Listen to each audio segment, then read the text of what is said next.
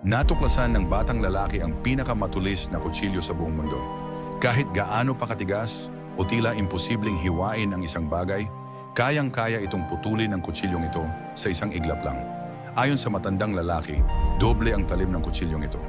Parehong gilid ay matulis at kayang humiwa ng kahit anong bagay. Pero ang mas kahanga-hanga, ang kabilang gilid ay may kakaibang kapangyarihan. Kaya nitong hiwaan ang hangin. Na-curious ang bata. Sinubukan niyang hiwain ang hangin at biglang may nagbukas na portal at napunta sila sa Deca Homes, Pampanga, kung saan 10,000 piso cash out lang ang kailangan at pwede ka nang makalipat agad. Kaya ano pa hinihintay mo? Message mo na ako bago ka pa maubusan ng unit.